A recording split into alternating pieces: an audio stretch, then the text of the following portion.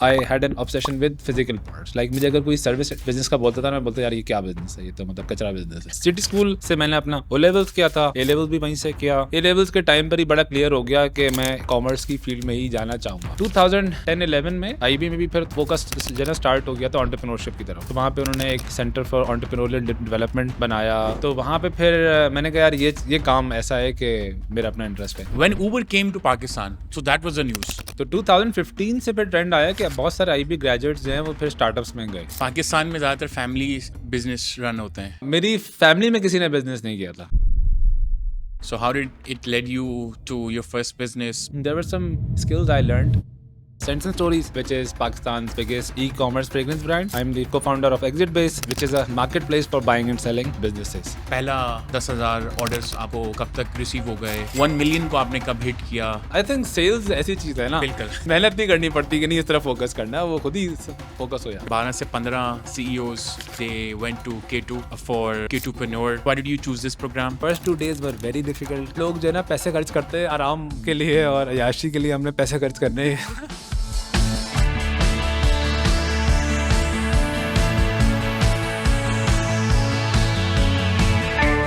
Welcome to another episode of the Kulachi cast. अभी तक के जो हमारे गेस्ट रहे हैं वो ज़्यादातर आपने जो देखे हैं वो सर्विसेज इंडस्ट्री से रहे हैं. आज के जो हमारे गेस्ट हैं he is one of the famous e commerce giant. माशाल्लाह से 7 से 8 साल से अपना बिजनेस रन कर रहे हैं और पाकिस्तान में खुशबुएं कोने कोने में फैलाने में इनका सबसे बड़ा हाथ है. Thank you so much for coming to the show. I hope you're doing good. And how it's been of course, I would want to start off with your journey. Or let's just get right into it. Right. बहुत बहुत शुक्रिया आपने invite किया.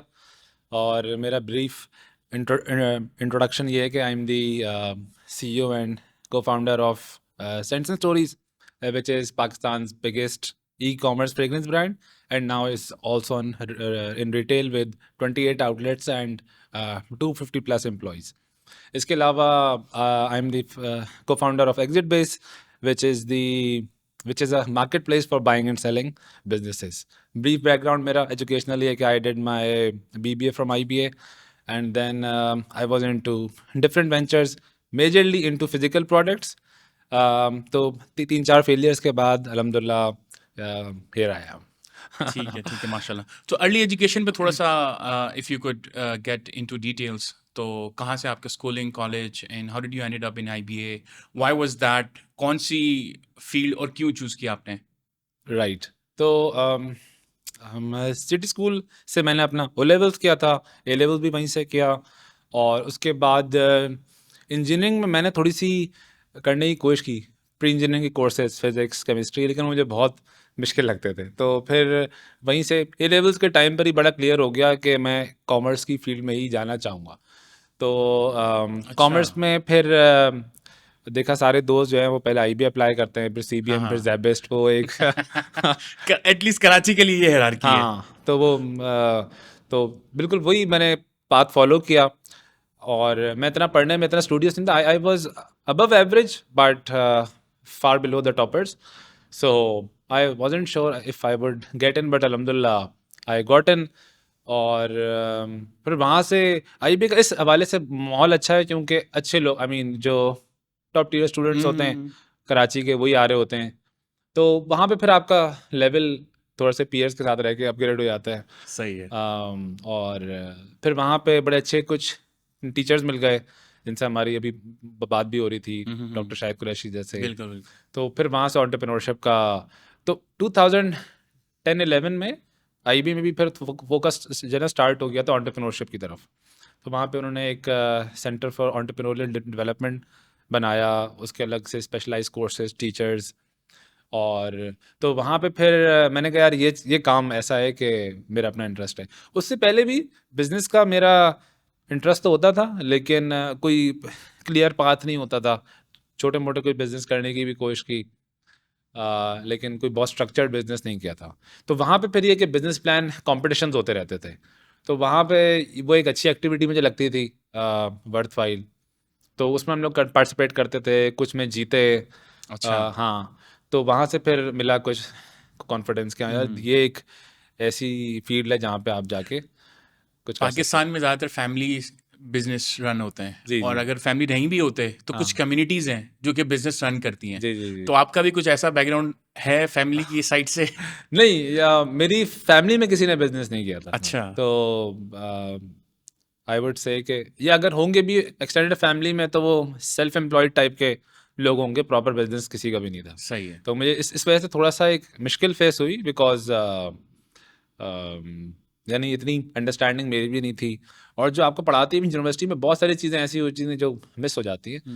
तो फिर बंदा trial and error करके ही करता है वो। ऑल्दो वहाँ पर हमारा जो एक इंक्यूबेशन सेंटर था, तो वो एक अच्छी बड़ी एक सेफ स्पेस थी जहाँ पर बैठ के गपशप दोस्ती आ रही है और आइडियाज़ एक्सचेंज हो रहे हैं।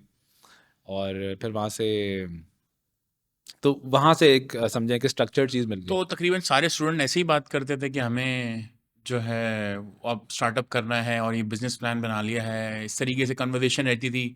या जिस तरह कराची में होता है कि you think about getting a job after you graduate और किसी मल्टीनेशनल में आपने जाना है? तो उस टाइम के ऊपर हमारे टाइम के बाद तो बड़ा एमएनसीज का ही बहुत ट्रेंड था, और हर एक की ख्वाहिश भी हाँ यही हाँ होती थी कि किसी एमएनसी में एंट्री करनी। उस टाइम पे स्टार्टअप्स भी इतने नहीं आए थे ना। हाँ, वो करीम भी एक 2015 स्टार्टअप में आए, के जिससे करीम आने के बाद से थोड़ा सा ट्रेंड चेंज हुआ। दराज ने भी सही हायरिंग जो है वो 2014-15 में यू नो व्हाट हैपेंड की। 2014 और 15 में 4G आया था। 4G की वजह हाँ, से ही करीम इनेबल हुआ। और हाँ, तकरीबन मेरे ख्याल है करीम तो पहले से था, लोगों को ज़्यादा पता नहीं था। बिल्कुल। When Uber came to Pakistan जी, सो जी। That was the news. तो फिर लोगों को पता चला हाँ, ये राइड हेलिंग होती है, ये आप मोबाइल से आप कर सकते हो। तो एग्ज़ैक्टली। मुझे भी बाद में पता चला कि ये करीम भी पहले से मौजूद है और वो पहले से थे वहाँ पे। तो बिल्कुल ऐसा ही है। 4G जो आया है उसकी वजह से फिर ये e commerce, internet far of areas में बहुत इजीली एक्सेस होने लगा और वो चीज़ें बिल्कुल, एक्सपेंड होना बिल्कुल, शुरू हो बिल्कुल। गई। तो 2015 से फिर ट्रेंड आया कि अब बहुत सारे आईबी ग्रेजुएट्स जो हैं वो फिर स्टार्टअप्स में गए। उससे पहले 2013 तक ट्रेंड नहीं था। तो ये है कि ऐसा ही है, मतलब ज़्यादातर हमारे उसमें तो एमएनसीज़ में ही वो हम्म। ज़्यादा घुसने की बात होती थी। ठीक है। तो by the time you graduated जी, यू जी। Already had something you were working on? मतलब how was it like after you graduated? So वो बहुत सारे आइडियाज़ थे मेरे ज़हन में। फिर I went for 4 months in तबलीग। तो वो अच्छा। हाँ, हाँ, हाँ। वो पहले से वो चीज़ें चल रही होती हैं। हाँ, तो वो चीज़ जो है ना ब्रेक हुई। फिर उसके हम्म, बाद हमने जैसे फिर मुझे कुछ लोगों ने और ठीक भी मशवरा दिया कि आप पहले कहीं जॉब कर लें, बेहतर है। यूजुअली बिज़नेस के बाद फिर जॉब करना इम्पॉसिबल हो जाता है, ऐसा ही लेकिन है। जब तक ना की हो तो कोई। तो I explored and I got a job which actually helped me also. It was in the import section of a freight forwarding company. Hmm. And they were very good in supply chain. तो ये कि supply chain की field में मेरा एक थोड़ा सा interest भी था apart from marketing. So these were the two domains I was interested in. तो वहाँ पे मैंने जॉब की और फिर उसके बाद बिजनेस शुरू किया। सही है।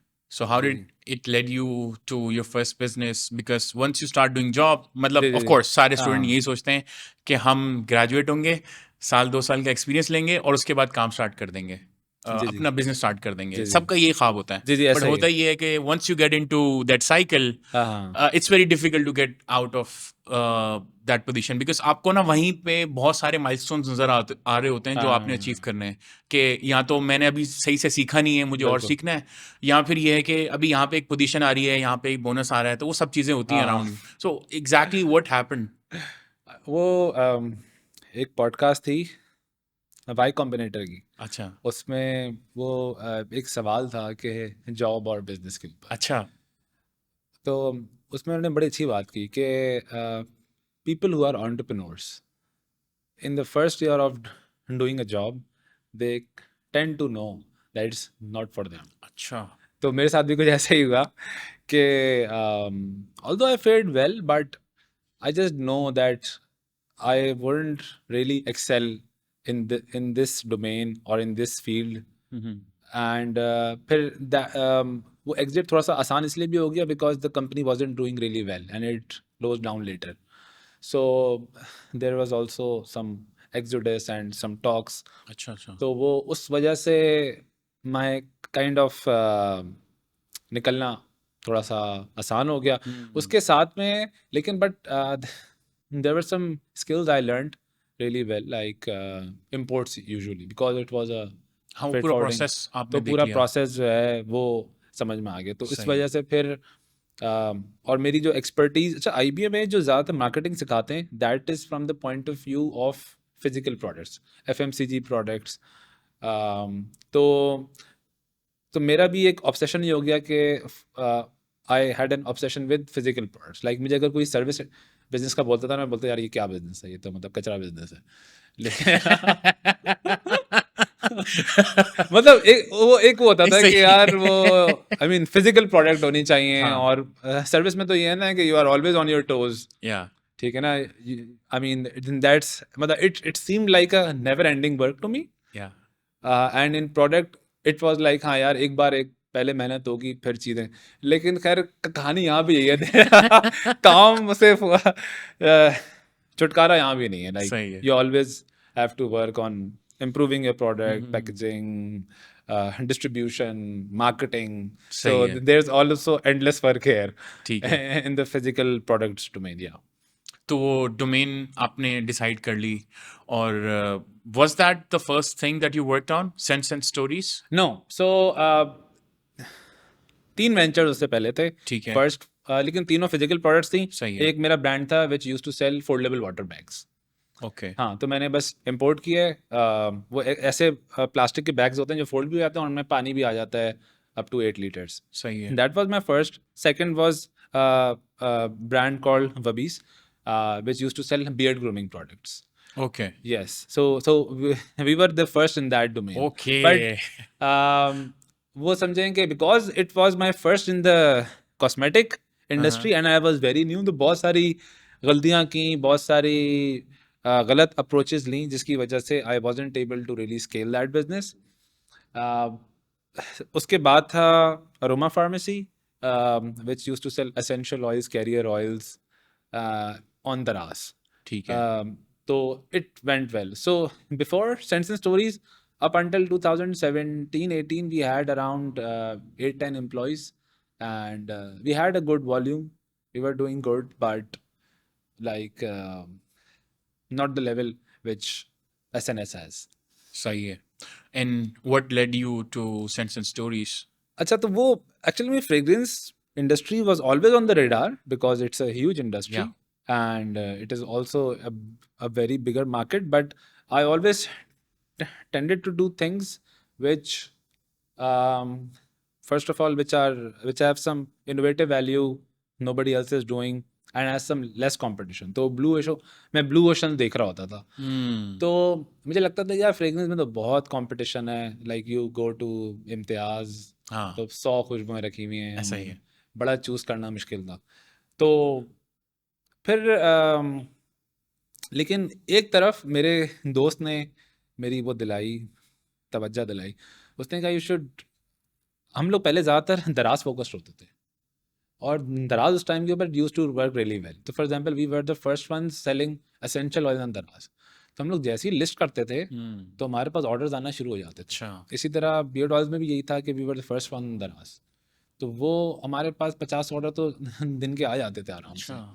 तो उसकी वजह से क्या था कि वो ये जो एक्टिव डिजिटल मार्केटिंग जिसको बोलते हैं ना, कि जिसमें you are not dependent on Daraz, you are like you run ads brand on your और ओन। फिर शॉपिफाई से ऑर्डर्स आ रहे हैं। और तो खैर फिर उन्होंने कहा कि यार फ्रेग्रेंस तो बहुत लोग बेच रहे हैं बट ऑनलाइन कोई नहीं बेच रहा है, और लोगों का यही ज़्यादातर वैल्यू वो होता है सोचने का जरिए कि यार खुशबू बगैर सूंघे कौन किस तरह लेगा हाँ। ऑनलाइन ना।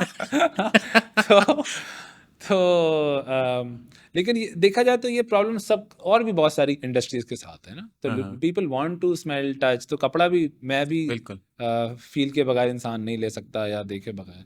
लेकिन eventually people habits are changing and people the share of e commerce is growing. So हमने एक एक्सपेरिमेंट किया था, मैंने वीडियो एड्स बनाए कुछ, और वो स्टॉक वीडियो एड्स बनाए 2017-18 में, और हमने उनको पुश किया on Facebook and that really went well. वहाँ से बहुत ज़बरदस्त सेल हमारे पास आना शुरू हो गई। तो फिर मैंने I mean that was the point where I thought कि यार this is very scalable because the amount of effort and the return we are having is great.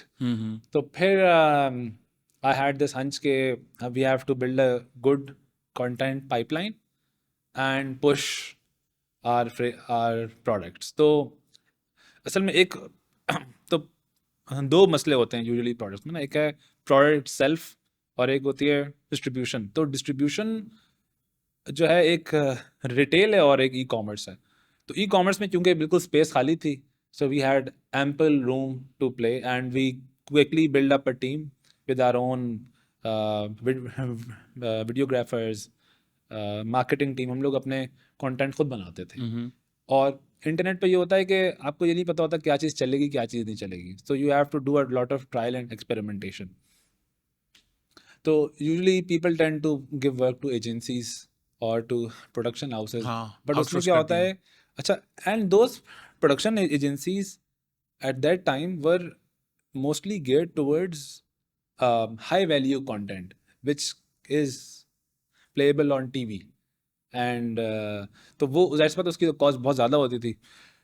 तो मैंने यही आइडेंटिफाई कर लिया था कि we have to make low cost ads, कि अगर 3 में से 1 चलेगा 2 फारिग भी हो जाए कोई मसला नहीं है, but we have to keep on trial and. तो वो एक कंटिन्यूस प्रोसेस था और उसके बाद अल्हम्दुलिल्लाह काफ़ी फिर और वो होता गया कि ज़ाहिर सी बात है आप जितना इन्वेस्ट करते हैं उतना रिस्पॉन्स आता है, फिर आप और इन्वेस्ट करते हैं। तो फिर आई मीन 2021 तक we had around I think 50-70 employees. फिर उसके माशा बाद हमने आउटलेट अपनी, अच्छा, ई कॉमर्स वालों का रिटेल के ऊपर भी जो ट्रांजिशन होता है, ट्रांजिशन वो बड़ा इंटरेस्टिंग होता है। लाइक हमें तो आदत होती है ना हर किसी को काम पे लगा हुआ देखें। हाँ। तो आउटलेट पे आप देखें यार एसी भी चल रहा है और 2 बंदे फारिग बैठे हुए हैं, तो वो आपको बात ना हाँ, हजम वो नहीं हज़म होती नहीं कि यार होती। किस तरह ये चीज़ ऐसा हो ही है। सकती है। तो खैर I was sort of resistant, लेकिन मेरी हमेशा अप्रोच होती है कि we should always try, we should always give it a try. तो एक पहले शुरू में हमने आउटलेट खोली थी अपने ऑफिस के साथ ही, kept expenses very low, the response was great and फिर हमने कहा नहीं ये तो बड़ा मॉडल स्केलेबल है। फिर हमने शुरू में 2-3 आउटलेट्स खोली, वो भी अल्हम्दुलिल्लाह अच्छी गई। तो फिर वी सॉर्ट ऑफ यानी scaled it up. So now we have around 28 and now we are opening up 2 every month. माशाल्लाह। व्हाट वाज द टाइम जब आपको लगा कि ये scents and stories it's like something जिस पे हमें मूव करना चाहिए और डबल डाउन करना चाहिए हमारी एफर्ट्स? और हाउ कैन आई से कि पहला 1,000 10,000 ऑर्डर्स आपको कब तक रिसीव हो गए? 1 मिलियन को आपने कब हिट किया? Do you have those numbers with you? Estimate होगा, हाँ, 2019 में we were having good orders. मेरे ख्याल में 1000 तो हो ही जाते होंगे अच्छा, उस टाइम के ऊपर। डेली के? हाँ, नहीं डेली के तो नहीं, अच्छा, थोड़ा अच्छा, वैसे मेरे ख्याल है शायद मंथ में हो जाते होंगे। अच्छा, उस टाइम के ऊपर हमने स्टार्ट किया था लाइक। सही है। तो हमारे पास और भी बिजनेसेस थे, लेकिन वो असल में उसी वक्त पता चल जाता है कि आप अगर 3-4 आपके पास ब्रांड हैं, एफर्ट आप एक जितनी पुट कर रहे हैं, तो एक अगर ब्रांड बहुत अच्छा परफॉर्म कर रहा है उसी रिसोर्स में, तो वो सारी ऑटोमेटिकली जो रिसोर्स एलोकेशन है वो उधर ही हो जाती है। तो ये है कि आई मीन वो it was a gradual process, कोई एक टाइम नहीं था, बट ऑफ कोर्स हम लोग जिस तरह करते गए वैसे फिर लोगों का रिस्पांस आता है कि फिर सेल्स, आई थिंक सेल्स ऐसी चीज़ है ना बिल्कुल। वो आपको कुछ आई मीन मेहनत नहीं करनी पड़ती कि नहीं इस तरह फोकस करना है, वो खुद ही फोकस हो जाता है। बिल्कुल। एक और वैलिडेशन जो मुझे नज़र आई वो ये थी कि मार्केट में कॉपीज़ जो सिमिलर नाम के साथ जी। उन्होंने अपने ब्रांड्स लॉन्च कर दिए। मेरा ख़्याल है वो भी एक टाइम था कि एक वैलिडेशन हो गई कि इंडस्ट्री में स्पेस मौजूद है और हाँ, जो नए लोग अगर आना चाहें तो उनके लिए भी ये वर्क कर सकता है। और जो आपके कंपटीशन में अभी जो ब्रांड्स हैं वो भी अच्छा ग्रो कर चुके हैं। जी तो जी। आपको क्या लगता है कि अभी लेट्स से 2024 में अगर कोई बिजनेस स्टार्ट करना चाहता है फ्रेग्रेंस में नहीं सिमिलर प्रोडक्ट्स के अंदर और लार्जली ई कॉमर्स के अंदर, तो पाकिस्तान में रहते हुए आपको क्या पॉसिबिलिटीज़ नज़र आती हैं? वो मैन्युफैक्चरिंग की है, डिलीवरी की है, उसके अलावा इंपोर्ट की हैं, बहुत सारे चीज़ें हैं। तो आपको क्या लगता है, if you were to start a business, there was some other साध who already had his Scents and Stories, हाँ तो एग्जैक्टली आप क्या करते हैं माइंडसेट से? अच्छा, इन टर्म्स ऑफ अगर मैं इस ई कॉमर्स इंडस्ट्री की बात करूँ, फ्रेग्रेंस, ऑफ कोर्स अब तो ये काफ़ी मेच्योर हो गई है। सो मुझे याद है हमने स्टार्ट किया था तो मॉल्स में बहुत सारे जो बड़े ब्रांड्स हैं वो नहीं थे होते थे, तो यूजुअली एक ही बड़ा ब्रांड होता था अपैरल। अब आप देखेंगे सारे अपैरल ब्रांड भी आ गए हैं। सबने हाँ, कॉम्प्लीमेंट कर दिया है जी, इस फ्रेग्रेंस के साथ। एग्जैक्टली अच्छा, फिर ये कि उस टाइम के ऊपर जैसे अगर एड्स भी होते थे ना तो बड़े वीक होते थे। अब हम लोग खुद भी हमारे बड़े हाई वैल्यू हाई हाँ। प्रोडक्शन एड्स हो गए हैं, बड़ी टीम्स हो गई हैं। तो अब ये है कि एग्जैक्टली वो चीज़ में तो जो हम लोग कर रहे हैं उसमें तो बहुत कंपटीशन है अब। हाँ, but there is always space for new products, for new niches. तो मिसाल के तौर पे रीड डिफ्यूज़र्स, ठीक है, वो आपने देखा होगा, एयर फ्रेशनेस की लोग ऑफिस में रखते हैं, हाँ घर जी, पे हाँ जी। रखते हैं, उनमें रीड्स होती हैं। तो अब मैं गया था दुबई, तो there were a few brands जो सिर्फ रीड डिफ्यूज़र्स में स्पेशलाइज करते हैं। अच्छा। तो अब क्या होता है कि फिर वो जो आ रहे हैं नए ब्रांड, फिर वो अपनी निशेस बनाते हैं। कोई कैंडल्स में कर रहा होगा, कोई एयर फ्रेशनर्स में, कोई रीड डिफ्यूज़र्स में, कोई कार फ्रेशनर्स में। अभी मैंने एक स्टार्टअप देखा कि वो सिर्फ ऑफिसेज में जो फ्रेगरेंसेज हैं उनकी डिस्पेंसिंग सिस्टम्स के ऊपर काम कर रहा है। तो there are always opportunities present but in the niches. तो बाकी अगर आज मैं स्टार्ट करूं तो मैंने आपको जैसे बताया था इससे पहले कि मेरे ख्याल में आईटी इज अच्छा, the big, so you'll not go for e-commerce in Pakistan? As of now no, because अच्छा। I don't know many case studies. Like अगर मैं आपसे आईटी का पूछूं ना, हाँ। तो मेरे पास पाकिस्तान में ही 30-35 केस लॉन्ग स्टडीज आ लिस्ट, जाएंगी, बिल्कुल। या बल्कि ऊपर आ जाएंगी, हम्म। जिन्होंने बहुत अच्छे स्केल बिजनेस किए, 100 एम्प्लॉयज़ पे गए या 200 एम्प्लॉयज़ पे गए। लेकिन अगर आप प्योरली ई कॉमर्स ब्रांड्स को देखें, कुछ तो लेगेसी ब्रांड्स है ना, जिनका पहले से ही कपड़े का काम है, उनकी अपनी फैक्ट्रियाँ चल रही हैं, वो ई-कॉमर्स पहले में आ ही गए। एक इन्वेस्टमेंट है 5 करोड़ रुपए की, 10 करोड़ रुपए की।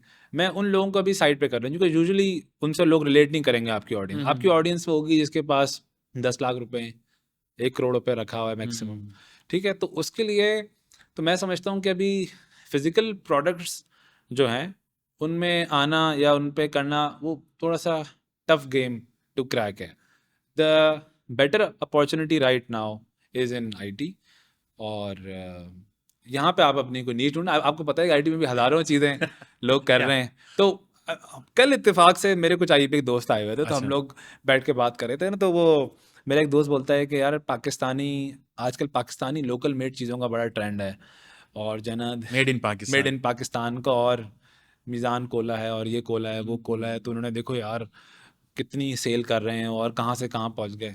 मैंने कहा यार देखो, ये आप ये भी तो देखो कि उनकी इन्वेस्टमेंट कितनी है। यानी अगर एक कोला फिलिंग प्लांट है that runs in millions of dollars, ठीक है, तो स्टिल एक मैन्युफैक्चरिंग बिजनेस करना जो है वो मुश्किल काम है फॉर अ न्यूबी, खास तौर पे जिसके पास 50 लाख, 1 करोड़, 2 करोड़ रुपए हैं। तो अभी उसके पास जो बेहतरीन अपॉर्चुनिटी है वो तो मेरे ख्याल में ये आईटी की है, कि वो कोई ऐप बनाए, कोई प्रोडक्ट बनाए उसमें, और यूजुअली उन उसमें वहाँ पर अपनी भी आपकी स्किल काम में आ जाती है। और अभी इस वक्त पाकिस्तान की जो इकोनॉमी है वो थोड़ा, आई मीन वो ग्रो नहीं कर रही ना। हो सकता है कि जब जीडीपी ग्रो हो रहा हो, वापस चीज़ें हमारे इंडिकेटर्स ठीक हो जाएं, उस टाइम पे that would be the right time. But as of now मेरे ख्याल में it's not a very good time. लेकिन वही बात है, अभी ये बहुत ही मैं जो ना जनरल बात कर रहा हूँ, ठीक है। It will depend upon company to company, person to person. Product to product, a lot of things will come into play, yes। ठीक है।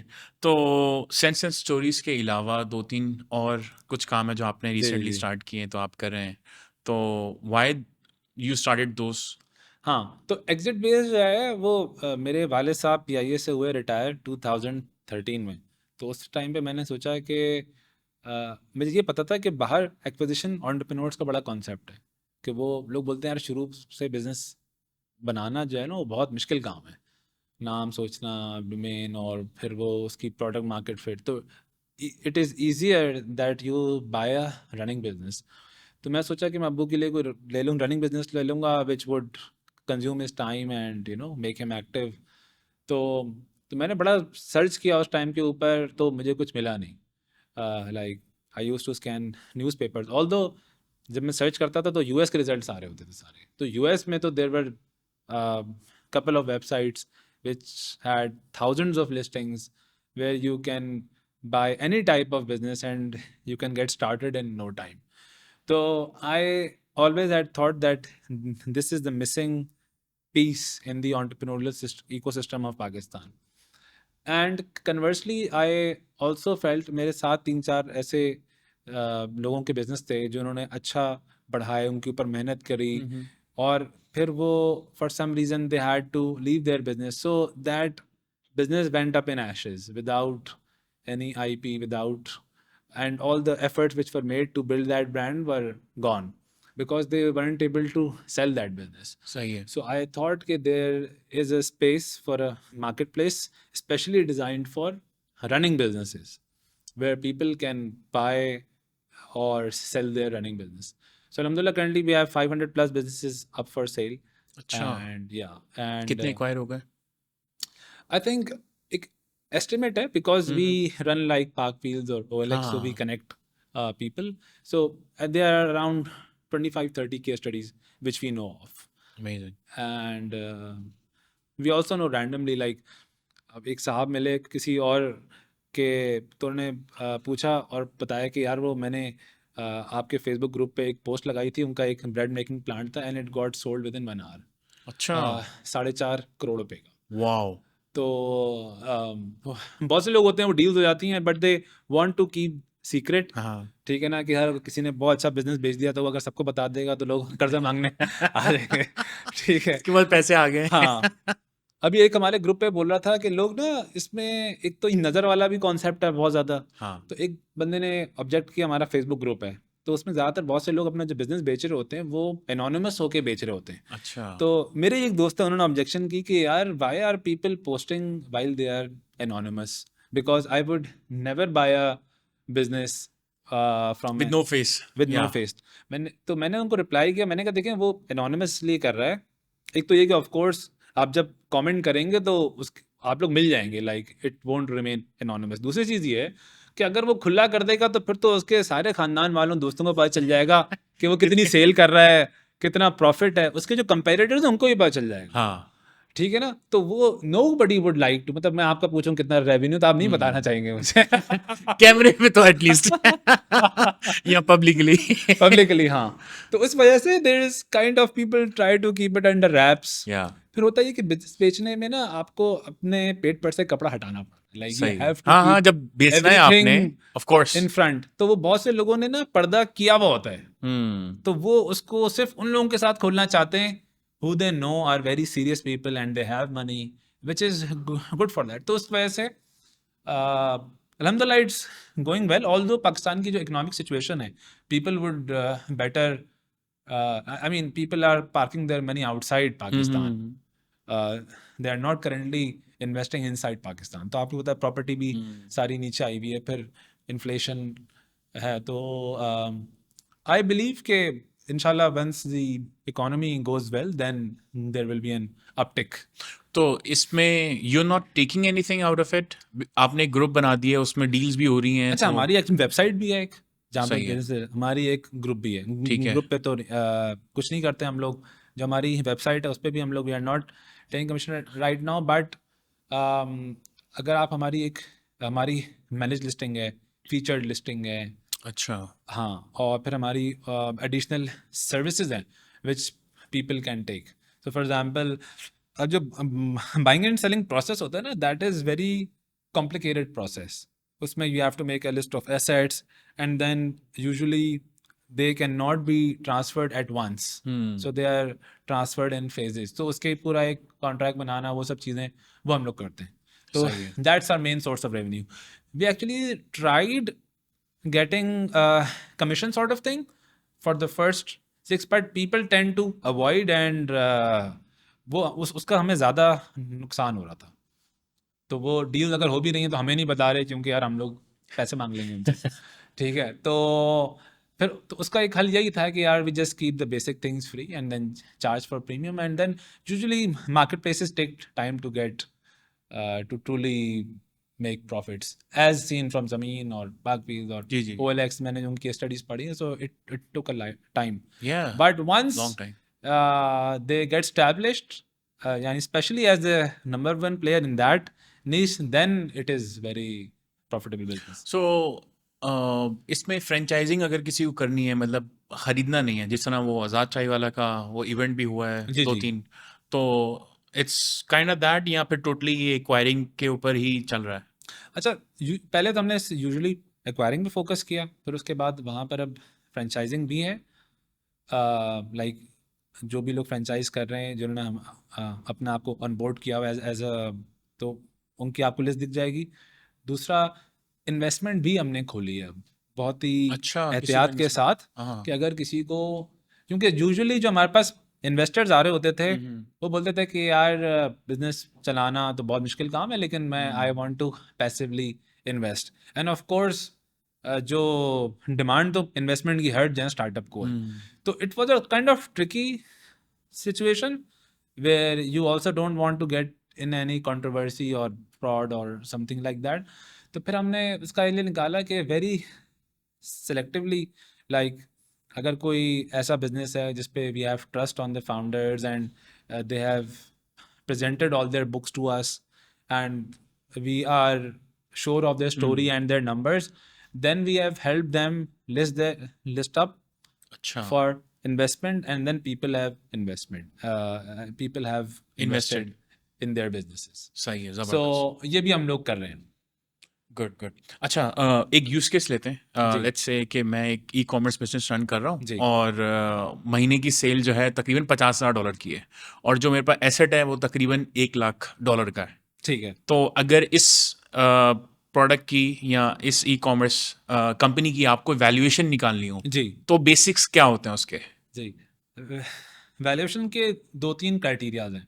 एक है multiple, profit multiple, sales multiple, फिर एक DCF अप्रोच भी होती है, discounted cash flow.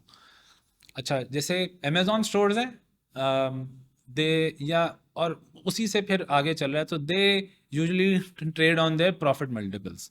So in Pakistan you can get a profit multiple of 10 to 25 ये मंथली की बात कर रहे हैं, ईयरली की बात कर रहे हैं आप? Monthly monthly. प्रॉफिट अच्छा। मल्टीपल आपको 10 to 25 मिल जाता है। अच्छा अब उसमें ये भी होता है कि आपका जो है ट्रेंड क्या है। For example, if your startup is like this और आप बोल रहे हैं कि यार ये तो मेरी तो ग्रोथ बहुत पिछले ज़्यादा है हाँ और पिछले हर साल दो महीने साल मेरी में हाँ, सही है। 10% ग्रोथ ऑन ग्रोथ हो रही है, तो फिर जाहिर सी बात है आप ज़्यादा मल्टीपल भी चार्ज कर सकते हैं। एंड देन यूजुअली दो startups get valued by the DCF approach, discounted cash flow, where you calculate the net present values of all the future cash flows of all the future profits today, and then you calculate the value of the startup. तो एक पूरी field है तो इसमें। अभी पाकिस्तान में shark tank भी launch होने वाला है हाँ। तो अभी अगले 5-6 महीने यही डिस्कशन चल रही हुई बहुत आई एम वेरी एक्साइटेड।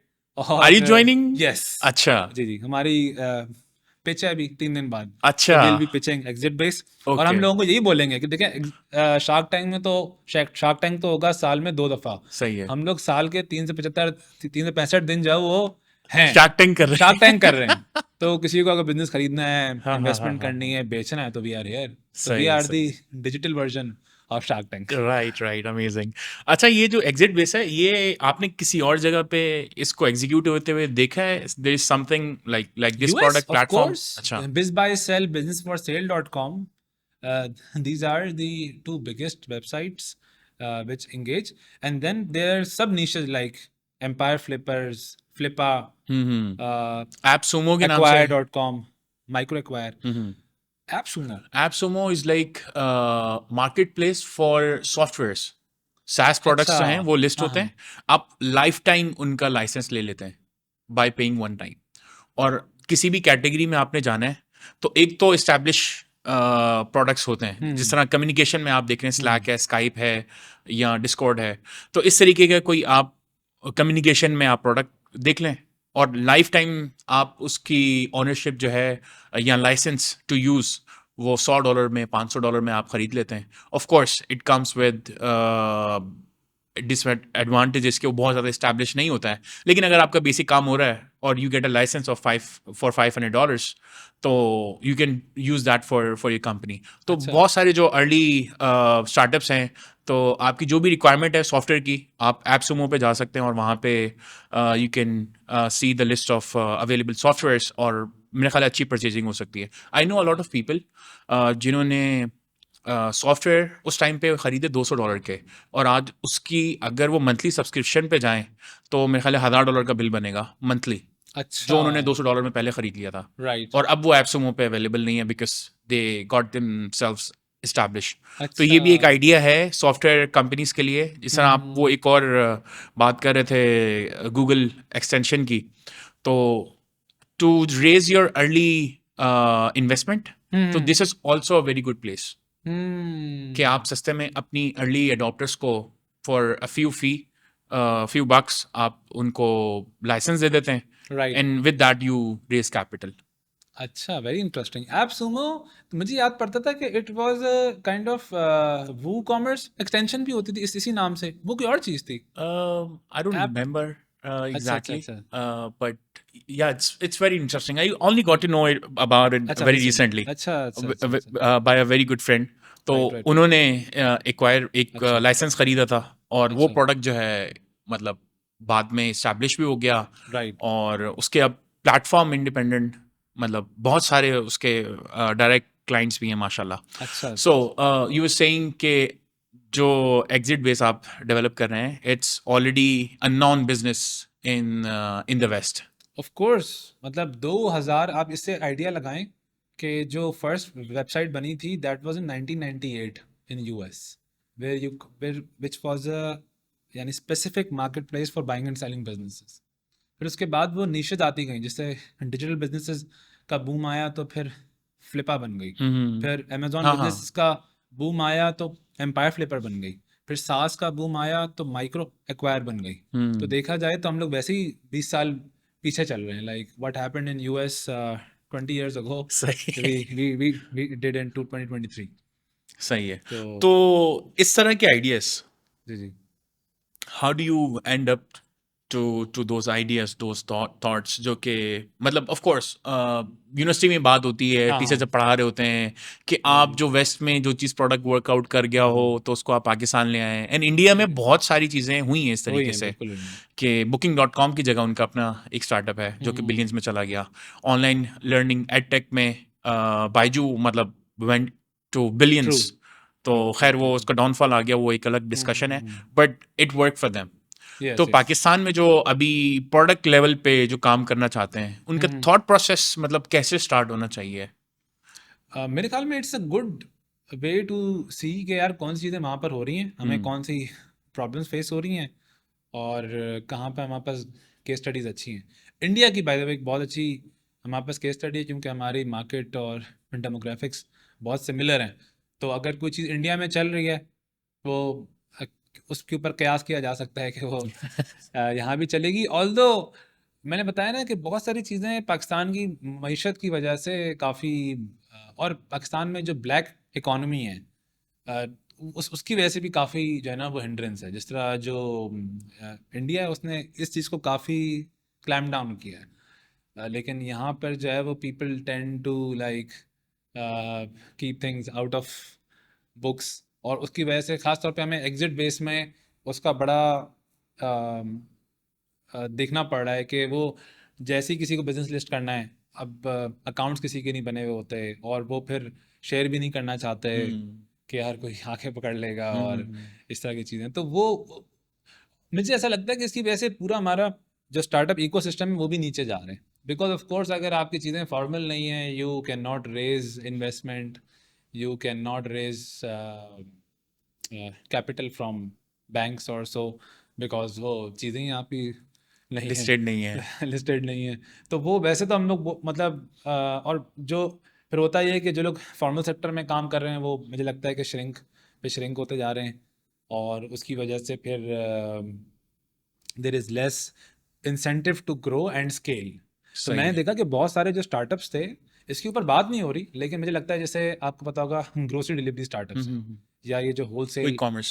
वाले बहुत सारे काम कर रहे हैं, इनकी एक फेलियर की जो मुझे वजह दिखती है वो ये है कि अगर जब आप बड़े होते हैं, जाहिर सी बात है, you have to comply if you have VCs funds और सब, और जो मार्केट है उसमें कंप्लाइंस नहीं है, तो आपकी जो कॉस्ट है वो तो ऑटोमेटिकली उनसे बढ़ गई, तो आप किस तरह compete करेंगे? तो अगर सबके लिए एक लेवल प्लेइंग ग्राउंड नहीं होगा, तब तक ना कोई स्टार्टअप थ्राइव कर सकता है, ना कोई फॉर्मल इन्वेस्टमेंट जो है ना वो इट कैन वर्क। सही है, सही, माशाल्लाह। अच्छा, माशाल्लाह you have been doing quite a lot of things. Yes. एक चीज़ जो मैं खुद भी सीखना चाहूँगा वो ये है ऑटोनॉमी इन इंस्टीट्यूट्स। तो माशाल्लाह सेंस एंड स्टोरीज चल रहा है, और आप 2 हफ्ते की छुट्टियां लेके भी चले जाते हैं, उन छुट्टियों पे भी आएंगे। तो ऑटोनॉमी किस तरीके से बनती है? बिकॉज पाकिस्तान में ज़्यादातर सेठिया कल्चर है, एक बंदा है, वो सब चीज़ें, सब डिसीजन अपने पास ही रखता है। तो how this worked out for you and how did you build autonomy in your organisation? जी, इसमें मैं सबको ये बोलता हूँ, एक किताब है बड़ी ज़बरदस्त, बिल्ड टू लास्ट, अच्छा। वो ज़रूर पढ़ें। और एक किताब है गुड टू ग्रेट। तो आप जब थोड़ी सी अपना एक्सपोजर बढ़ाते हैं टू वर्ल्ड बिजनेसेस, तो आपको पता चलता है कि in order to grow and make real value and money, you have to let go of things, and you also have to let go of control. If you don't do that, then मुश्किल है कि आप grow कर पाएँ। तो वहाँ से जाहिर सी बात है, of course we had IB में ऐसी ट्रेनिंग तो हो ही जाती है कि you kind of strive to be that person. लेकिन उसमें जाहिर सी बात है फिर इन्वेस्टमेंट भी आपको करनी पड़ती है कंटिन्यूसली। एक और है किताब भी उसके ऊपर, लीडर्स ईट लास्ट। या तो वो, साइमन सिनेक, आई गेस। हाँ, तो वो उसमें you have to like first fulfill the needs of your employees, and you have to, I mean, the one job of the CEO is to delegate as much tasks as possible and free up his time in order to spend them in the most high value tasks. So तो ये कि I mean, that's the ultimate way to grow. I mean, there is no other way. So people, I think they are saving costs when they don't want to hire the hire good people who can take good decisions.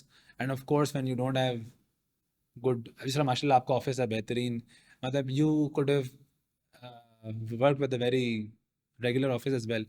But these kind of things you have to invest in order to uh, create a workplace which can compete with big companies and Yeah. MNCs. So I think um, तो बस यानी step by step होता है, इसमें experiments होते हैं। सो leaders bottom to up आते हैं, या लीडर आप हायर कर सकते हैं? How did it work out for you?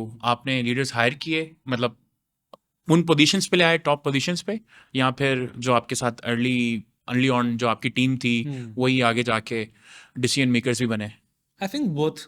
अच्छा। both, हाँ, बस you just have to create a set of values and culture, और मेरे ख्याल में फिर जो भी उसके ऊपर फॉल कर रहा हो, you just kind of like promote him, और इस तरह फिर कहानी चल पड़ती है। तो इस तरह मेरा हमेशा से एक बिलीफ है कि, अच्छा, ये भी बड़ी बिलीफ, इट रियली हेल्प्स कि यार हम लोग दुनिया में ना आर्जी हैं, and we are not like immortal, and if we have to create a truly great organization, it has to work without us. Also, that thought that our organization can be a sadqa jariya for us. So अगर हमने उसको ऐसे design किया हुआ है कि it cannot work after us, so it cannot be a sadqa jariya. So you create an organization with good foundations and with the good intention.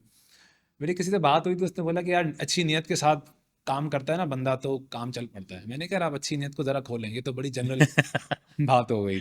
ठीक है, अच्छी नीयत क्या है आपके ख्याल में, क्या हो सकती है कि एक बिजनेसमैन के लिए अच्छी नीयत क्या हो सकती है? तो मैंने कहा यार, एक बंदा बोले कि हम लोग किसी के साथ फ्रॉड नहीं करेंगे, हम अच्छे से काम करेंगे। तो फिर मैंने कहा देखिए, अच्छी नीयत ये है कि, और जो कि होनी चाहिए, कि आप जिस तरह हम लोग नमाज पढ़ के और रोज़े रख के अल्लाह ताला को राज़ी करते हैं, our work can also be a way to for the bandagi of Allah subhanahu wa ta'ala, and our ultimate vision is to please him, so Yeah. that when we die he is happy with us, and we go to Jannah. So an organization can be a wonderful source of sadqa jariyah because it gives employment, it gives trainings, it should actually elevate each employee to their full potential. So और फिर जाहिर सी बात है बहुत खैर काम हो रहे होंगे, आप सदका देते हैं, ज़कात देते हैं, आप अच्छे सोशल कामों में पार्टिसिपेट कर सकते हैं। तो इस नियत के साथ अगर काम किया जाए तो मेरे ख्याल में वो खुद ही रास्ता जो है ना वो सही तरफ चल पड़ता है। और इसमें ये भी है बकायदा, उसमें हदीस में भी आता है कि अगर एक बंदा इसलिए पैसा कमा रहा है कि उसकी वाह हो और लोग बोलेंगे यार क्या बात है, साद भाई ने तो जो है ना बड़े कम टाइम में बड़े पैसा बना लिए, और लोग उसकी तारीफ़ करें, तो वो पैसा आपकी पकड़ का बायस बन जाएगा। तो ये बड़ी एक फ़ाइन लाइन है। तो मैंने कहा कि ये नियत जो है ना वो सही होनी चाहिए। तो मैं जब गया था K2 पे तो अपनी वसीयत वगैरह अच्छा लेके गया। हाँ अच्छा, proper। ये वहां से उन्होंने कुछ आपको गाइडेंस वगैरह दी थी यार, ये सब काम कर ले, प्री नहीं रिक्विजिट्स नहीं हैं नहीं ये? नहीं अच्छा उन्होंने नहीं की थी, लेकिन वो चीज़ ऐसी थी कि I mean there many things which can go wrong. तो कहते हैं कि हर इंसान को वसीयत लिखनी चाहिए, और और व्हेन वो कोई भी ये लिखना शुरू करेगा ना, जी मतलब he get to know about things कि यार ये मैं एग्जैक्टली मुझे क्या चाहिए, हाँ आपको हाँ उसके भी कुछ जवाब मिलेंगे आपको, बिल्कुल जो आप नॉर्मल सिचुएशन में नहीं सोच सकते। बिल्कुल बिल्कुल बिल्कुल 100%। मतलब आई मीन इससे पहले मैंने शायद बहुत पहले वसीयत लिखी होगी, लेकिन इस बार जब मैंने लिखी तो ऑफ कोर्स एक यानी स्केल चीज़ें फ़र्क थी। तो मैंने पूरा अपने ऑर्गेनाइजेशन का स्ट्रक्चर किया, if I am not here then how things should अच्छा ऑपरेट, और उससे और वाकई में अल्लाह ताला से ही बंदा बड़ा करीब हो जाता है हाँ ना। यानी वो हम तो असल में सोचना ही नहीं चाहते ना, मौत को हम लोग सोचना नहीं चाहते। ऑल्दो हदीस में आता है कि हर दिल के ऊपर जंग लग जाता है, तो उसको जंग को मिटाने की जो एक तरीका है वो ये है कि मौत की जिक्र याद है, मौत की कि याद। बंदा ये सोचे कि जो है ना मैं लाइक सोचे कि यार इंसान मर रहा है, और जो भी उसके बाद जो हालात हैं, तो बंदा मौत को याद करता है। तो उससे भी मैं समझता हूँ ये भी एक ना स्केलेबिलिटी का जरिया है हम्म कि आप ये नहीं बोल सकते यार अच्छा मेरे जाने के बाद तो मैं चला गया, फिर चाहे जो कुछ हो बिजनेस का वो होता रहे। आप बोलते हो कि नहीं यार मेरे बाद भी चीज़ें चलें। I would like to talk more about the product listing, scents and stories. इसमें क्या थॉट प्रोसेस होता है, रिसर्च क्या होती है, किस तरीके से फ्रेग्रेंस बनती हैं, और आपका मेरे ख्याल है पिछले दिनों हमारी जो कन्वर्सेशन हो रही थी मीटअप पे, तो आपका कोई बॉट भी है जो जी जी आइडेंटिफाई करता है कि अगर आप कोई ब्रांड आपने पहले यूज़ किया है तो हमारे पास उससे क्लोजेस्ट कौन सी फ्रेग्रेंस है। एग्जैक्टली तो पहले तो वो पूरा प्रोसेस बताएं फ्रेग्रेंस का, बिल्कुल और then will talk about bot. बिल्कुल सही है। तो जो फ्रेग्रेंसेस हैं वो यूजुअली दो अप्रोचेस होती हैं, एक आप क्रिएशंस लॉन्च करें और एक है कि आप इंस्पिरेशंस लॉन्च करें। उसमें रिस्क कम होता है थोड़ा सा हाँ इंस्पिरेशन में, because you have data hmm on what kind of people, what kind of fragrance notes people are liking. या So usually most of the brands they yeah, especially in Pakistan they kind of launch inspirations but with a twist of their own, and that's what we also did. The fragrance oils, I mean the raw materials are all imported, they are not made in अच्छा, Pakistan. Yeah, blending is क्या done वजह है in उसकी? they're usually they require, each of them requires huge factories and huge investment. अच्छा Yeah. तो देखिए usually पहले तो नेचुरल्स होते थे फ्रेग्रेंसेस में, लेकिन नेचुरल्स की वजह से बहुत वो एक्सपेंसिव होते हैं बहुत। तो फिर उसके बाद एरोमा के केमिकल्स का दौर आया which drastically reduce down the price of the raw materials. इसी वजह से आपको एक खुशबू 1500-1000 रुपये में भी मिल जाती है, because it is the aroma chemicals behind, they are made from chemical processes, and a lot of them are also aroma like petrochemicals, like they're based from there. So तो या तो वो यहाँ पे उनकी ब्लेंडिंग होती है, और जो कंपनीज होती हैं जैसे हम हैं या we are usually fragrance marketing companies, right? So I mean, our major focus and like our core focus, yes, I would say, is marketing the product. अच्छा तो उसमें I mean, we also have our own factory and we also produce, but the main game, I mean, तो ये बेहद है लेकिन I mean उसकी जो 5 P's मार्केटिंग है ना, जिसमें product, price, placement, packaging, so usually यहाँ पे सारा गेम हो रहा होता है. So how you price your product, आप किस टारगेट ऑडियंस को टारगेट कर रहे हैं. तो खैर सो या हम लोगों ने तो हमारी ज़्यादातर जो फ्रेगरेंसेज हैं, we also have a few creations but most of them are inspirations inspired by famous fragrances but with our twist. So and we also try to do things which nobody else is doing, and I think every business should. So we have done quite a few innovations, just like Scentbot. कि आप कोई भी लोगों की कोई ना कोई preference तो होगी ना. अगर वो 30-40 साल के तो उन्होंने उनको 5-6 खुशबू तो पसंद आई होंगी. तो वो हमें जब उसके नोट बताते हैं, उसके नाम बताते हैं, so our bot kind of recommends them कि आपको हमारी ये वाली खुशबू जो है वो ज़्यादा पसंद आएगी. इसके अलावा we also have a quiz. तो हम आपसे 7 सवाल पूछते हैं, आपसे लाइक्स और डिसलाइक्स पूछते हैं, और उस हिसाब से फिर हम आपको अपनी फ्रेग्रेंस जो है वो रिकमेंड कर देते हैं. फिर उसके बाद हमारे पास 5 ml के टेस्टर पैक्स हैं. तो यूजुअली जो लेगेसी ब्रांड्स थे उन्होंने ये काम नहीं किया था. तो हम लोग क्योंकि ई कॉमर्स ब्रांड्स थे, हमारे लिए ऑपरेशनली बहुत हैसल होता है because it's a low value product. मतलब आप बोलते हो यार बंदा 1500 रुपये की खुशबू ले as opposed to a 200 rupees का टेस्टर ले लें. But we kind of launch that and the response was great. अच्छा and because people can get to try 5 fragrances in around 1000 rupees, and the testers also last almost a month. So वो जो है ना travel friendly भी हैं. Travel friendly भी है, तो वो बड़ा मतलब सस्ते में अच्छा काम लोगों का होना शुरू हो गया. Then our USP was we use high concentration, we sell high concentration fragrances. तो परफ्यूम में होता ये है कि there are various levels of concentration, और उसी वजह से और उसी के बेस के ऊपर जूस की कॉस्ट भी जो है ना ऊपर नीचे हो जाती है. तो we kind of saved on the packaging cost. हमने ये चीज़ आइडेंटिफाई की कि brands were aggressively spending on packaging, and it is true to an extent that packaging plays a huge role in the customer preference. अच्छा But वहाँ पे कहीं ना फिर जूस क्वालिटी कॉम्प्रोमाइज़ होना शुरू हो जाती है ब्रांड्स की. तो हमने जब अपनी रिसर्च की तो हमने देखा कि यार बहुत सारे ऐसे ब्रांड्स हैं, पैकेजिंग बहुत अच्छी है, वेरी ब्यूटीफुल पैकेजिंग और बड़ा हार्ड डब्बा, लेकिन देखें कस्टमर इवेंचुअली हैज़ टू पे द प्राइस.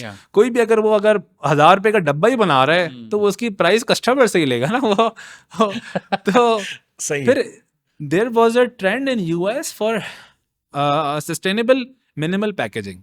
ठीक है. तो हमारा ये था कि यार ये कोई मुल्क की खिदमत भी नहीं हो रही कि आप बहुत ज़्यादा एक्सपेंसिव खर्चा कर रहे हैं पैकेजिंग के ऊपर. और यूएस में भी अगर आप देखेंगे घूमेंगे तो there is a trend of naked packaging या मिनिमल पैकेजिंग. तो उस अप्रोच के साथ हमने ये किया कि यार पैकेजिंग को मिनिमल रखेंगे, जूस क्वालिटी को तुन के रखेंगे, यानी अच्छी रखेंगे बहुत, ताकि कस्टमर को एक्सपीरियंस अच्छा मिले. और D2C के ज़रिए direct to consumer you are also more linked with the customer. तो आप ईमेल कर रहे हैं, आप उनको वो फ़ोन कॉल कर सकते हैं, और उससे आपका जो रिलेशनशिप होता है वो बड़ा अच्छा बन जाता है कस्टमर्स के साथ. और फिर वहाँ से फीडबैक्स भी आ रहे होते हैं. फिर जाहिर सी बात है टेस्टर्स हम उस प्राइस रेंज में लेकर आ गए where people kind of entered in perfume. तो पाकिस्तान में एक बहुत बड़ी आवाम है जो सेंट्स एंड स्टोरीज के थ्रू उसकी इनरोड बनी to the world of fragrances. वरना लोग बोलते थे यार ये अच्छी खुशबू है, ये ख़राब खुशबू है, ये मीठी खुशबू है, ये खट्टी खुशबू है, मतलब इस तरह के बहुत ही वेग टर्म्स में बात कर रहे होते थे. हमने अपने प्रोडक्ट पेजेस को ऐसा डिज़ाइन किया जिसमें नोट्स हैं, परफॉर्मेंस है, सियाज है, लास्टिंग है, और हमने यानी मैक्सिमम इंफॉर्मेशन देने की. फिर एड्स भी ऐसे बनाए कि अच्छा यार इसमें ये नोट है, वो नोट. तो वो काइंड ऑफ एक जो कस्टमर्स हैं उनके लिए एक इंटरेस्टिंग चीज़ भी होती है, वो एंटरटेन भी होते हैं, उनकी नॉलेज भी बढ़ती है. फिर वो जब ट्राई करते हैं, फिर उन नोट्स को एक्सपीरियंस करते हैं, फिर उनका शौक बनता है, फिर वो और फ्रेग्रेंसेस ट्राई करते हैं, तो वो एक जो है ना वो एक फीडबैक लूप अच्छा बन जाता है। तो अल्हम्दुलिल्लाह we been able to create that and that's why अल्हम्दुलिल्लाह। अमेजिंग। पाकिस्तान में ज़्यादातर जो फ्रेग्रेंस यूज़ करते हैं, जी, जी। जो लोकल मेड यूज़ जी, जी। करते हैं, तो लास्टिंग की एक बड़ी कंप्लेन आती है। जी, और जी। कहीं भी जाते हैं तो वो पूछते हैं पहले, यार ये लास्टिंग हाँ, सबसे ज़्यादा किसकी है? जी, जी। तो ये प्रॉब्लम रहा है आपके साथ, and how you have been solving this? ठीक है। अच्छा, lasting depends upon 4-5 major factors. One factor is of course the concentration of the fragrance itself. तो फॉर सही एग्जांपल है। अब जो हम बॉडी स्प्रेज हैं यूजुअली उनमें कंसंट्रेशन होती है 5 से 7%। ठीक है, that's why they are cheaper everywhere. फिर उसमें एक आते हैं कोलोन्स, उसमें थोड़ी ज़्यादा। फिर ईडीटी होता है, उसमें यूजुअली 10 to 15%। फिर ईडीपीज होते हैं जिसमें 25 से 30%। तो जितनी हाई कॉन्सेंट्रेशन होती है उस, क्योंकि कॉन्सेंट्रेशन मतलब है कि जो असल चीज़ जिसने खुशबू देनी है, जो फ्रेग्रेंस ऑयल है, वो उसमें ज़्यादा डला हुआ है। ठीक है, बाकी तो वो इथेनॉल होता है विच इज़ अ ट्रांसमिटर। तो एक उसके ऊपर डिपेंड, फिर नोट्स के ऊपर भी डिपेंड करता है। तो अच्छी से अच्छी खुशबू है, लेकिन हर फॉर एग्जांपल सिट्रस नोट्स की खुशबू will always last less than fragrances with oriental woody notes. तो वो देखिए, लास्टिंग जो है वो क्या है कि एक एरोमा केमिकल है, वो ओढ़ रहा है और आपकी नाक में जा रहा है और आपका सेंस कर रहा है। अब अगर वो जितना जल्दी उड़ के ख़त्म हो जाएगा, मतलब फॉर एग्जाम्पल अगर 100 मॉलिक्यूल थे वो एक एक करके उड़ते गए, वो 100 के 100 ख़त्म हो गए तो आपकी लास्टिंग आना ख़त्म हो गई। अब होता ये कि there is also a converse relationship between सियाज के फैलाव कितना है और लास्टिंग। अब मिसाल के तौर पे जो ऑयल बेस्ड फ्रेग्रेंसेज जिनको अतर भी बोलते हैं, उनकी डिफ्यूजन स्लो होती है क्योंकि वो ऑयल होते हैं, लेकिन तो लास्टिंग उनकी ज़्यादा होगी, keeping all other things constant. But उसकी उनकी सियाज नहीं होगी, यानी उसमें खुशबू में फैलाव नहीं होगा। तो तो we do everything which is in our control for the maximum lasting of fragrances. ठीक है, but and we also write down the expected lasting of each fragrance अच्छा। On the product page of each of our fragrance. तो अगर किसी की 3 घंटे है तो हम लोग वहाँ पे लिख देते हैं, but that is also in an ideal circumstance. In a for example in a close environment, लेकिन वही बात है अगर बंदा फॉर एग्जाम्पल मोटरसाइकिल पे जा रहा है तो वो और उसको मिलेगी, फिर गर्मी सर्दी।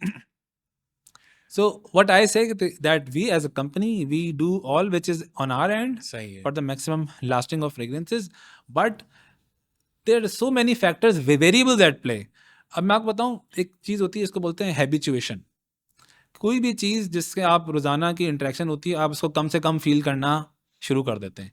खुशबू में भी ये होता है कि एक खुशबू है, वो आप लगाते हैं आहिस्ता आहिस्ता आपकी नाक वो रिस्पॉन्ड करना बंद कर देती है, या उसको उसकी इंटेंसिटी कम हो जाती है। हाँ। तो आपको ऐसा लगता है कि यार ये तो खुशबू बहुत आ ही नहीं रही है। कम हो गई है या आ नहीं रही।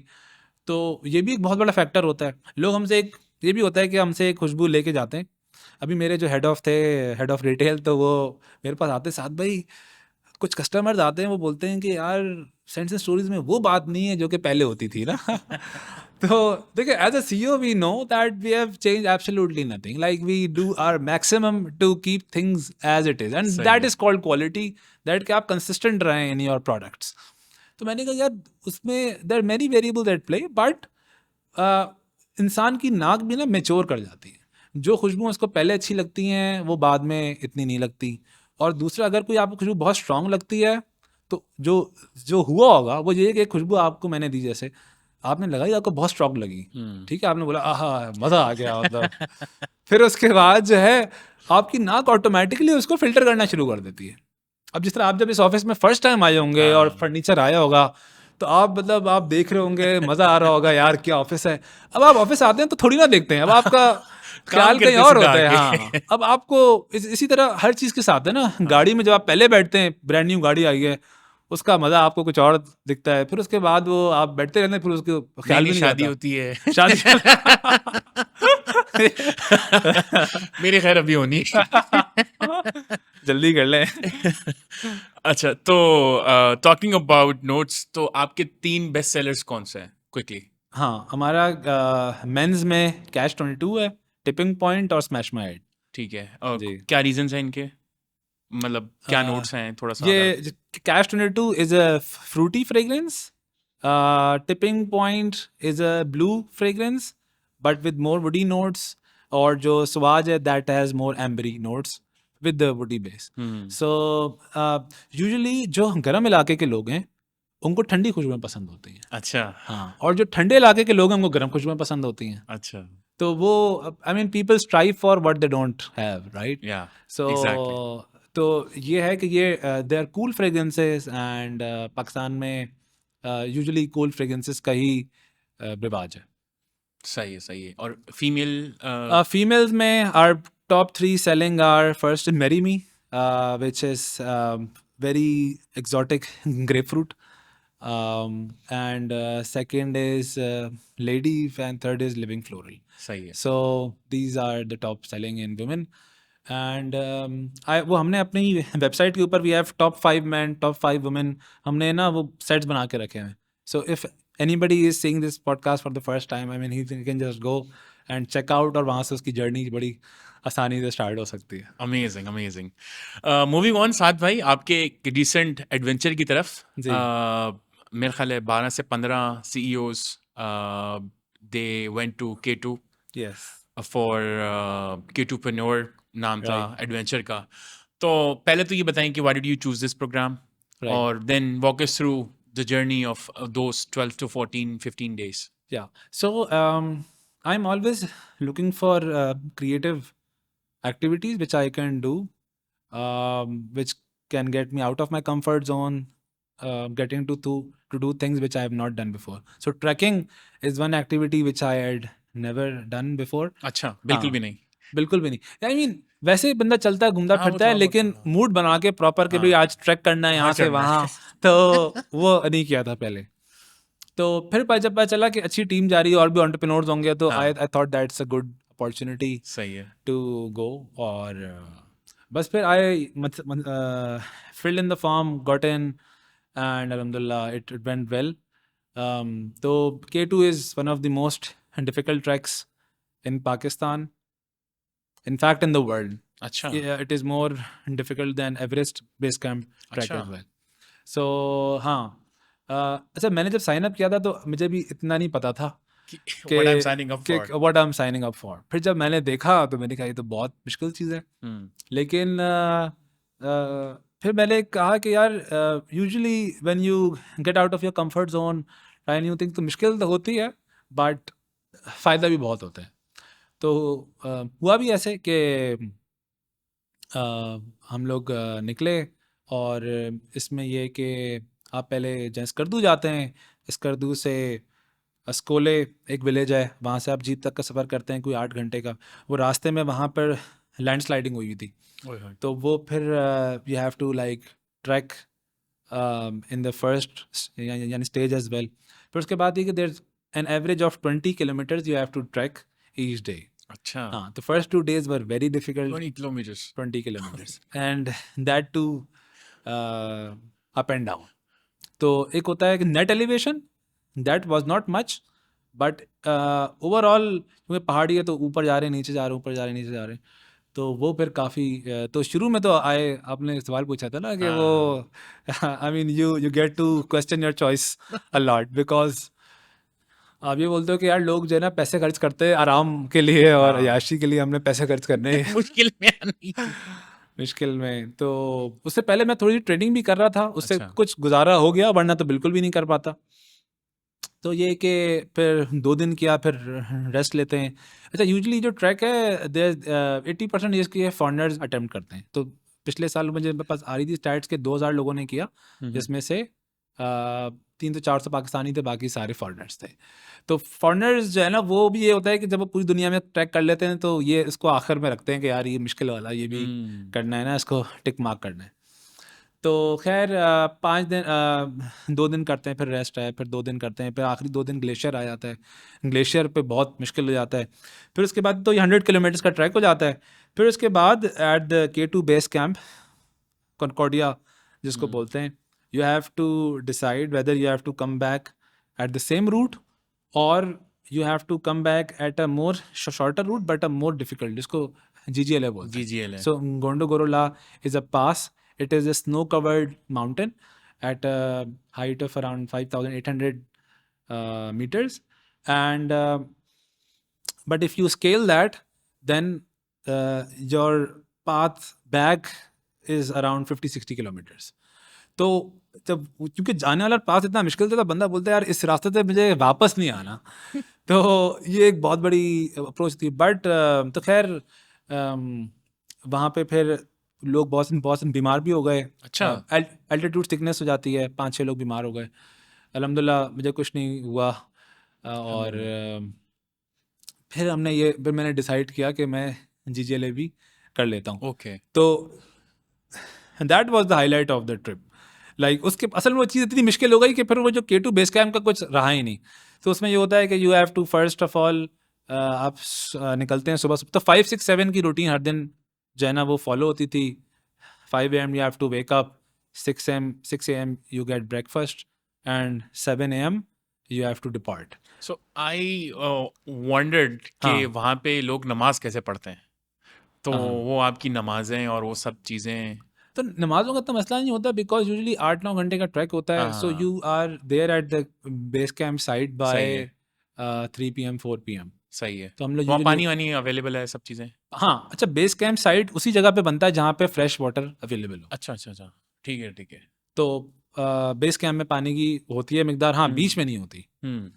तो खैर अल्हम्दुलिल्लाह सारी नमाजें का कोई इतना मसला नहीं हुआ. हाँ, ग्लेशियर के ऊपर नमाज पढ़ना, क्योंकि वहाँ ठंड होती है, तो वज़ू वगैरह करना तो वो थोड़ा मुश्किल था. लेकिन मुझे बाद में पता चला कि, और मैं उसके लिए भी एक कंपाइल भी कर रहा हूँ एक कि उसके असल में मसाइल हैं. तो मुझे वो मसाइल नहीं पता था. हमने तो मतलब सर्दी में भी हमने ना पानी गर्म करके वज़ू कर रहे हैं, बट वो आप जूते के ऊपर से भी कर सकते हैं. हाँ. कोई मतलब आसानियाँ हैं. आसानियाँ हैं. तो हमें नहीं पता था हम लोग हमें बहुत हार्डकोर हमने जो है ना वो सही किया है. काम. तो जब आप वापस ट्रैक किए GGLA के थ्रू आए. हाँ, तो उसमें होता है कि यू फर्स्ट हैव टू, अब मैं आपको वो बताता हूँ, दिन बताता हूँ. दिन ये कि यू फर्स्ट सुबह आप निकलते हैं 7 बजे. फिर आप जाते हैं Ali camp. Ali camp is usually 5 घंटे का ट्रैक होता है. So you reach by around 2, and then you आप आराम करते हैं. एक टेंट होता है, इसमें सब लोग घुस जाते हैं. फिर उसके बाद you depart at 10 at night, and you have to scale that mountain, the GGLA, at night, because सुबह में वो बर्फ़ सख्त हो जाती है, तो वो एक तो स्लिप का खदशा होता है, फिर वहाँ पे रॉक फॉल का खदशा होता है. तो फिर रात में निकले हम लोग 10 बजे करीब. थोड़ी सी उसमें जो है ना वो स्नोफॉल की वजह से जो पत्थर है उनके ऊपर भी बहुत मुश्किल हो जाता है, स्लिपरी हो जाते हैं. फिर उसके बाद जो है वो तकरीबन 2-3 घंटे का ट्रैक होता है. फिर पहाड़ी शुरू होती है. पहाड़ी में यह है कि you have to wear harness. Harness बोलते हैं, रस्सी होती है जिसके साथ आप, और फिर एक रस्सी होती है, you have to attach yourself with the rope. फिर आप जो है ना वो हेलमेट पहनते हैं रॉकफॉल से बचने के लिए. फिर आपके स्नो ग्रिपर्स होते हैं जो बर्फ़ में चलते हैं, और ग्लव्स पहनते हैं. तो और फिर आप रात में ट्रैक करते हैं. तो और वो बिल्कुल उसका जो एलिवेशन है वो यूं है. अच्छा. तो उसकी वजह से इट वाज वेरी, और रात का वक्त है, और आप और सांस, अच्छा वहाँ पर ऑक्सीजन भी कम होती है, तो सांस भी ज़्यादा फूलती है. तो आप 3 कदम चल रहे हैं, फिर आप बैठ रहे हैं या रुक रहे हैं. तो बस बस फिर अल्लाह अल्लाह करके वो रात आहिस्ता आहिस्ता हम लोग करते गए. और सुबह के 5 बजे हम लोग पहुँचे ऊपर पहाड़ी पे. तो तकरीबन सभी लोग थे आपके साथ GGLA की तरफ भी, या नहीं, कुछ? उसमें से रह गए तकरीबन. हम 20 में से 8 लोग वापसी उसी रास्ते से आ गए, और फिर 12 थे सही है, GGLA सही पे. है. और आप ऊपर पहुंचे फिर? ऊपर पहुँचे, वहाँ पर बड़ा एक सेंस ऑफ अचीवमेंट हुआ, बहुत खुशी हुई. लेकिन फिर जो वापसी का रास्ता था वो उससे भी ज़्यादा ख़तरनाक था. अच्छा. तो वो भी बड़ी मतलब थोड़ा सा वहशतनाक भी होता है, क्योंकि उसमें पर गिरते भी बहुत हैं आप. अच्छा. चढ़ते वक्त क्योंकि बर्फ़ थी तो इतना नहीं गिरे, लेकिन वापसी का जो पहाड़ी होती है उस पर बर्फ़ नहीं थी, पत्थर ज़्यादा थे. तो आपका जो पैर है वो ग्रिप नहीं कर पाता, और उसमें बंदा गिरता भी है. फिर ऊपर से पत्थर भी आ रहे होते हैं, you have to take care of that, यार कोई पत्थर ना आ जाए. और ये है कि फिर ऊपर से लोग भी चढ़ते वक्त ना लोग स्लो होते हैं. फिर वापसी पे ये लग जाती है फिक्र कि जल्दी आप करें ताकि रॉक फॉल से बच जाएं। तो ये कि उसमें लोग बहुत गिरे भी, अच्छा। और हाँ मतलब उसमें फिर चोटें वोटें भी आती हैं थोड़ी बहुत, और तो वापसी का भी था तकरीबन 5 घंटे वापसी का भी रास्ता था। मतलब the descend was more difficult, at least 50% more difficult than the ascend. तो असेंड बट खैर हो गया। और फिर once you are done then वो जो सेंस ऑफ अचीवमेंट होती है ना, वो बड़ी ज़बरदस्त आती है। अच्छा, मैं भी एक किताब पढ़ा था उसकी, डायरी ऑफ अ सीईओ। सही है। तो उसमें वो एक उसका कॉन्सेप्ट है, चैप्टर है, बोलता है यार कि never compromise on your self story. अच्छा। अच्छा, सेल्फ स्टोरी इज द मतलब यानी story which you tell to yourself कि यार ये मेरी लाइफ में सूरत हाल आई और मैंने ऐसे ऐसे बिहेव किया, मेरी ये अचीवमेंट्स हैं। अच्छा, that self story then kind of pushes your future behaviour as well. For example, आप अगर बहुत किसी मुश्किल सफ़र में आपने अच्छे से फेयर कर लिया, ठीक है ना, तो आप बोलते हो यार मैंने वो वाला काम कर लिया तो मैं ये वाला काम भी कर सकता हूँ।